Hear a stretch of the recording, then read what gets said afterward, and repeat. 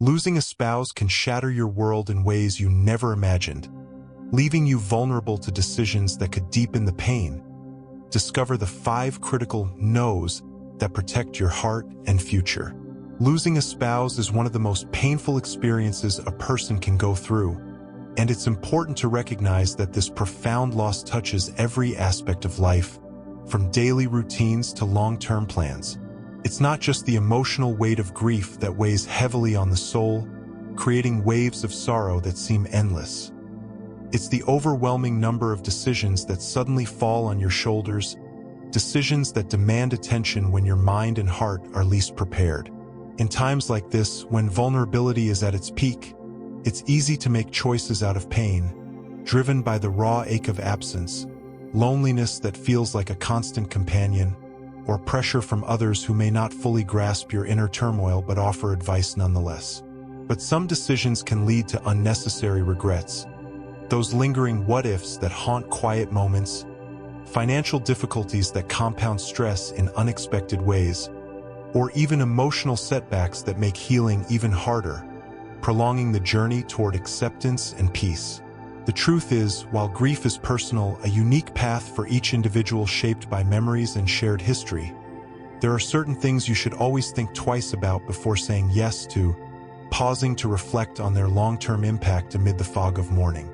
In this video, we'll discuss 5 things you should say no to after losing a spouse, exploring each one in depth to provide clarity and guidance. Mistakes that many people unknowingly make only to realize later that they weren't truly ready, often after the consequences have set in and reversal becomes challenging. These are the pitfalls that can make an already difficult time even more complicated, turning manageable challenges into overwhelming burdens that affect daily life and future well-being. And by knowing them in advance, arming yourself with foresight and wisdom, you can protect your emotional, financial, and physical well-being, creating a buffer against further hardship. Stay with me until the end because these insights aren't just about avoiding mistakes. They're about making sure you navigate this chapter of your life with clarity, dignity, and the support you deserve, fostering a path that honors both your loss and your resilience. Now let's get started. Number 1. Making big financial decisions too soon. One of the most common mistakes people make after losing a spouse is rushing into major financial decisions, often in an attempt to regain some semblance of order in a chaotic world. It's understandable. Suddenly you're faced with bank accounts that once were managed together, insurance policies that need review and updates, investments that require careful consideration, and possibly even the question of whether to keep or sell your home, a place filled with echoes of shared life. In the midst of grief, it can feel like taking immediate action will provide stability or a sense of control, a way to anchor yourself when everything feels adrift. But the reality is, grief clouds judgment, blurring the lines between necessity and impulse, and making irreversible financial choices too soon can lead to regrets down the road, regrets that echo in financial statements and life adjustments years later. When emotions are running high, decisions that seem logical in the moment might not be the best for the long term, as the heightened state of sorrow can distort priorities and overlook hidden risks. Many widows and widowers feel pressured by well-meaning friends who offer unsolicited opinions, financial advisors who may push for quick resolutions, or even their own sense of urgency to sell their house, move to a new location, or make large investments, all in a bid to start a new or simplify life. But the months after losing a spouse are a time of emotional adjustment, not financial risk-taking. This period demands patience to allow feelings to settle before committing to changes that can't be undone. The smartest move you can make is to pause, give yourself time to process your loss before making choices that could affect the rest of your life, ensuring that actions align with a clearer perspective gained over time. Take the case of 74-year-old Margaret. After losing her husband, she was told by multiple people that she should downsize her home immediately. The idea made sense: less space to maintain, lower expenses, and a fresh start, appealing in theory as a way to lighten the load. So within a few months, she sold the house they had lived in for 40 years and moved into a smaller apartment in a different town, uprooting familiar roots in haste. But once the shock of loss settled, she realized she had made a decision out of panic. She missed her familiar surroundings, her neighbors who shared decades of stories, and the sense of comfort her home provided, elements that grounded her in memories. In hindsight, she wished she had waited longer before making such a big move, allowing grief to evolve before altering her environment so drastically. Financial decisions don't just involve real estate. Many newly widowed individuals are targeted by financial predators, people who see vulnerability as an opportunity, whether it's unsolicited investment opportunities that promise quick returns, high-pressure sales tactics that create artificial urgency, or even well-intentioned but uninformed advice from friends that lacks professional insight. It's crucial to be cautious. If someone is urging you to sign papers, make a major withdrawal, or invest in something quickly, take a step back. The best financial decisions are rarely the ones made in a rush, but rather those pondered with calm deliberation. Another common mistake is giving away money or assets too quickly. Grief often brings a strong desire to help others, children, grandchildren, charities, or close friends. While generosity is a wonderful thing, making large financial gifts or dividing assets prematurely can leave you in a vulnerable position later on, depleting resources needed for unforeseen needs. What seems manageable in the moment might not be sustainable in the years ahead, as life circumstances shift and costs rise. Before making any major financial moves, it's best to consult with a trusted professional who understands your long-term needs and can help you plan wisely, offering objective advice free from emotional bias. The first year after losing a spouse should be about stabilization, not drastic financial changes. Experts often recommend the one-year rule, which suggests waiting at least a year before making any irreversible financial decisions. This allows time for the initial emotional shock to pass and for you to think clearly about what's truly best for your future, building a foundation of security. Losing a spouse is already one of life's most difficult transitions. The last thing you need is added stress from financial missteps that could have been avoided. Take your time, seek trusted guidance, and remember there's no rush. The best decisions are made with clarity, not grief. Number 2, isolating yourself from friends and family. After losing a spouse, it's natural to want time alone. Grief is deeply personal, and sometimes solitude feels like the only way to process the pain, a quiet space to reflect on memories without interruption. But while taking moments to yourself is important, completely shutting out friends and family can lead to an even deeper sense of loneliness, one that makes healing harder, as the absence of connection amplifies the void left by loss. Many people fall into the habit of withdrawing, telling themselves they just need more time, but the truth is, isolation can quickly turn into a pattern that's difficult to break, entrenching feelings of disconnection. Human connection plays a crucial role in emotional well-being, especially during times of loss. When people distance themselves for too long, they often experience increased feelings of sadness, anxiety, and even physical health decline, as the mind and body suffer from lack of support. Studies have shown that prolonged social isolation can weaken the immune system, increase blood pressure, and even shorten lifespan. In contrast, staying connected, even in small ways, can help ease the emotional burden and provide a much-needed sense of support, reminding you of the network that surrounds you. Take the case of 78-year-old Walter. When his wife of 52 years passed away, he stopped answering phone calls, skipped family gatherings, and rarely left the house. He told himself he just wasn't in the mood to talk, that people wouldn't understand his grief, and that being alone was easier. Months passed, and instead of feeling better, he felt worse. His days blurred together, his energy dropped, and even his appetite changed, leading to a cycle of decline. It wasn't until a neighbor insisted he come over for coffee that something shifted. That one conversation turned into a weekly habit, then a small routine of meeting up with friends. The more he engaged, the lighter he felt, not because the pain disappeared, but because he realized he wasn't alone in carrying it. Sharing the load made it bearable. The key isn't to force yourself into big social situations before you're ready. It's about taking small steps to stay connected, whether it's answering a phone call, going for a short walk with a friend, or even joining a support group. These little actions can help keep you from slipping into deep loneliness, maintaining threads of relationship. If you don't feel like talking, that's okay. Simply being around people, even if it's just listening to a conversation, can help remind you that life continues and that support is available when you need it, a gentle re-entry into the world. Another mistake many people make is pushing away those who care the most. Sometimes grief brings irritability, exhaustion, or a sense that others just don't understand what you're going through. But shutting people out completely can create unnecessary distance between you and those who genuinely want to help. Your loved ones may not have the perfect words, but their presence alone can make a difference. Letting them in bit by bit can provide comfort even when words aren't enough, building bridges over time. It's also important to seek support from those who understand your experience.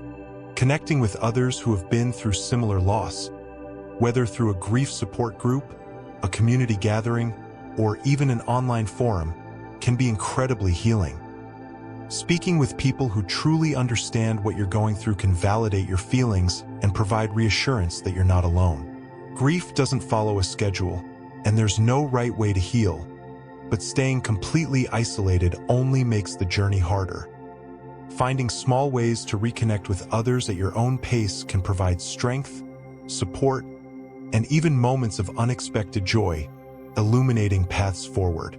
Remember, you don't have to carry the weight of loss alone. There are people who care, who want to be there for you, and who can help you move forward one step at a time.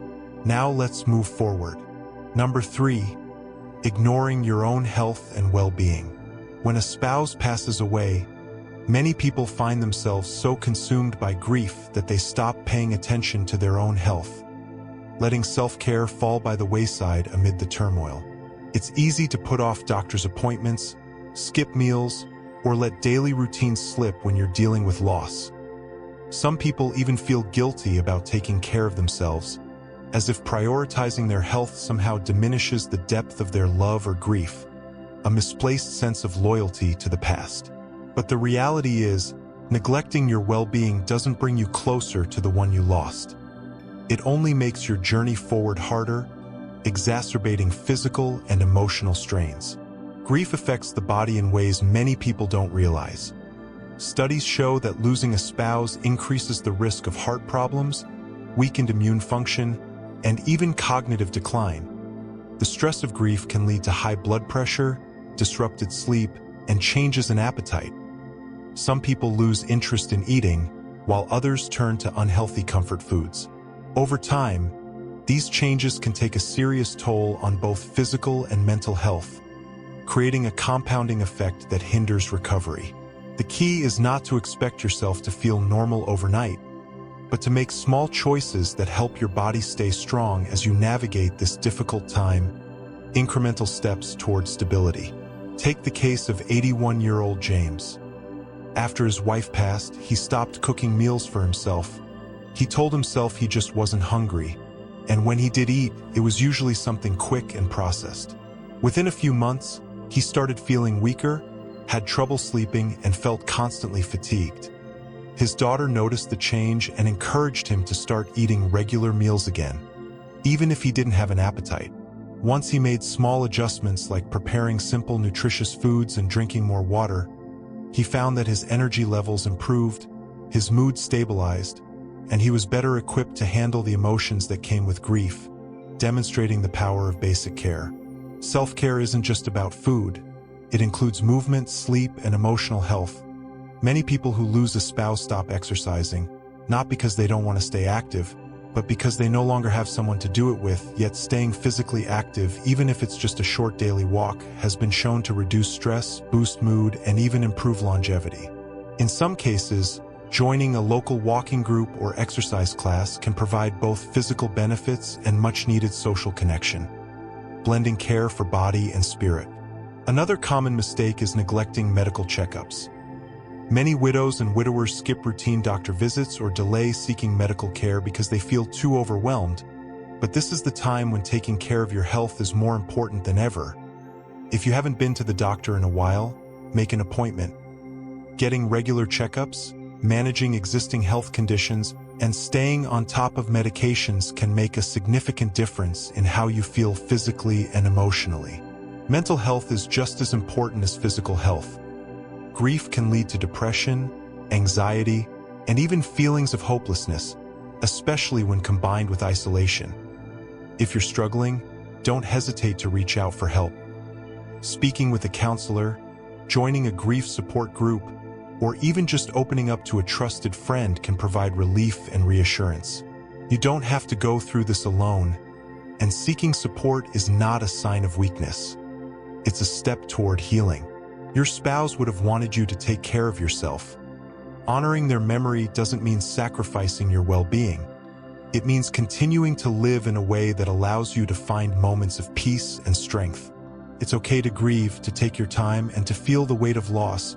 But in the midst of it all, remember that your health still matters. You are still here, and your well-being is worth protecting, a vital part of reclaiming life. Number 4, rushing into a new relationship. Losing a spouse leaves an emotional void that can feel impossible to fill. For many, the loneliness that follows is one of the hardest parts of grief, a persistent emptiness that begs for relief, and the idea of finding companionship again may seem like the only way to cope. While there is nothing wrong with wanting connection, one of the most common mistakes widows and widowers make is rushing into a new relationship before they have fully processed their grief, leaping forward without laying the groundwork for emotional readiness.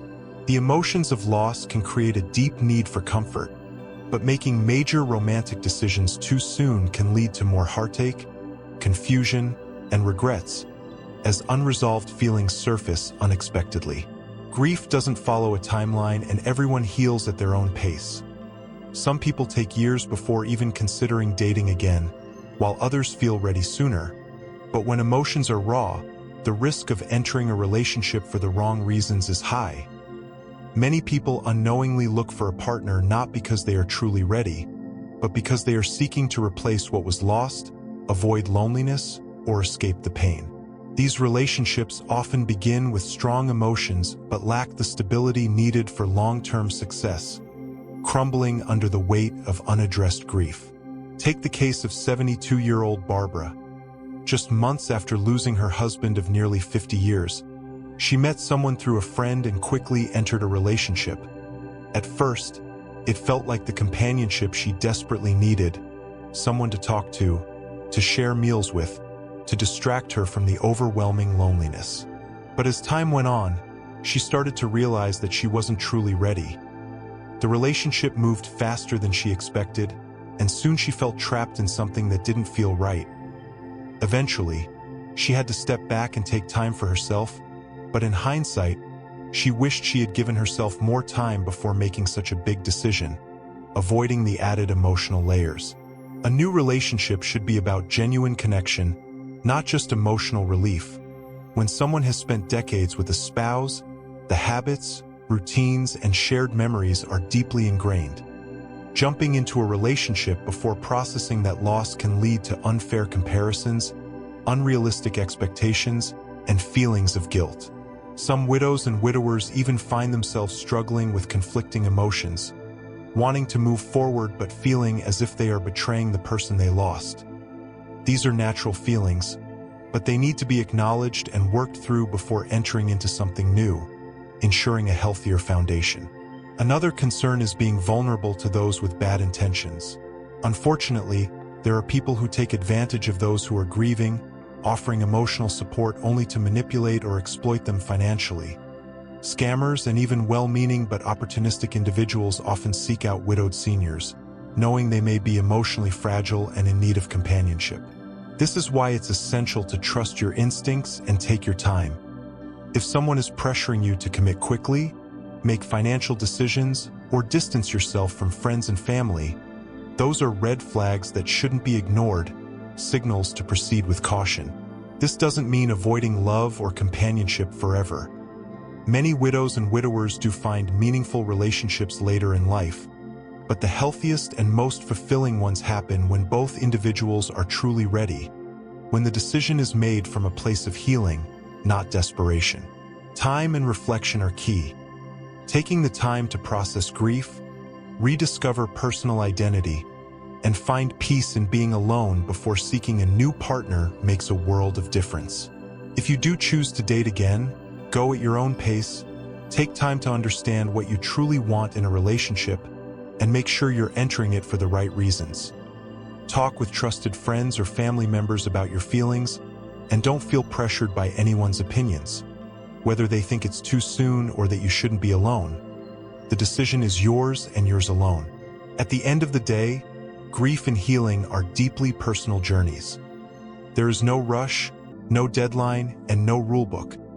The most important thing is to take care of yourself first so that if and when the time comes, any new relationship you enter is built on a foundation of strength, peace, and true companionship.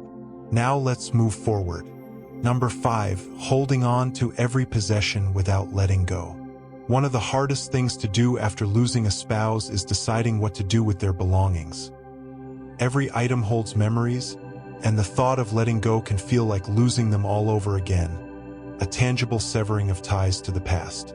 Many widows and widowers struggle with this, keeping every piece of clothing, every personal belonging, and every small item exactly as it was, afraid that moving or changing anything means erasing the life they shared, diminishing the legacy of love. But while it's understandable to hold on, keeping everything indefinitely can sometimes make grief even heavier, preventing emotional healing and the ability to move forward, as the weight of unchanged spaces stifles growth. Holding on to some sentimental items is completely natural. There's no rule that says you have to get rid of everything. But keeping an entire home untouched for years, leaving their closet exactly as it was, or avoiding making any changes can turn a house into a shrine of grief rather than a place of comfort. Over time, instead of bringing peace, it can serve as a daily reminder of what has been lost, making it harder to adjust to a new chapter of life, where adaptation is key. Take the case of 76-year-old Harold. After his wife of 55 years passed, he left everything exactly as she had. Her shoes stayed by the door, her clothes remained in the closet, and her favorite chair was left untouched. At first, it felt like a way to keep her close, preserving her presence in every corner.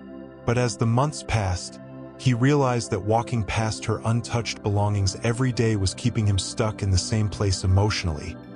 He wasn't ready to get rid of everything, but when he slowly started donating some items, keeping only a few meaningful ones, he felt a sense of relief. It wasn't about forgetting, it was about making room for healing, creating space for new beginnings. Letting go doesn't mean forgetting or loving less. It means allowing yourself space to breathe. Instead of forcing yourself to make sudden changes, start small. Choose a few meaningful keepsakes, a piece of jewelry, a handwritten note, a favorite photo, and create a special space for them. Then, when you feel ready, begin sorting through other belongings, deciding what truly holds meaning and what is simply taking up space, a process of discernment. Another mistake people make is feeling pressured by others to get rid of things before they're ready. Friends or family members may mean well, suggesting that you should clear things out or move on, but this decision should always be made on your own timeline. If you're not ready, don't rush it. At the same time, be mindful that holding on to everything out of guilt or fear may be keeping you in a place of sadness longer than necessary. Balancing preservation with progress. There is also an emotional balance in repurposing rather than just removing. Some people find comfort in turning an old shirt into a quilt, transforming a collection of letters into a memory book, or passing down sentimental items to loved ones who will cherish them. This way, their presence remains, but in a way that brings warmth instead of just sorrow, evolving memory into something living. Ultimately, grief is not about things. It's about love, memories, and the bond you shared. No object can replace a person, but clinging to everything they owned won't bring them back either. Letting go in small and thoughtful ways is not an act of forgetting. It's a step toward honoring their memory while also making space for your own healing. Moving forward doesn't mean moving away from them. It simply means carrying them with you in a way that allows both love and life to coexist, integrating the past into the present. Final thoughts. Losing a spouse is one of life's most profound and painful experiences. It changes everything. The way you live, the way you think, and even the way you see the future, reshaping your worldview through the lens of absence. But in the midst of grief, it's important to remember that every decision you make during this time has the power to either help or hinder your healing. That's why saying no to these 5 things. Rushing financial decisions, isolating yourself, neglecting your health, jumping into a new relationship too soon, and holding on to everything without allowing for change can make a significant difference in your ability to move forward with strength and clarity, guiding you toward resilience. Grief doesn't come with a timeline, and there is no right or wrong way to process it. But one thing is certain. Avoiding these common pitfalls can help you navigate this chapter of your life in a way that protects both your heart and your future. Healing doesn't mean forgetting, and moving forward doesn't mean leaving your spouse behind. It means honoring their memory in a way that allows you to continue living with purpose, peace, and even joy in the moments ahead. What stood out to you the most? Which of these insights do you feel is the most important for your own journey?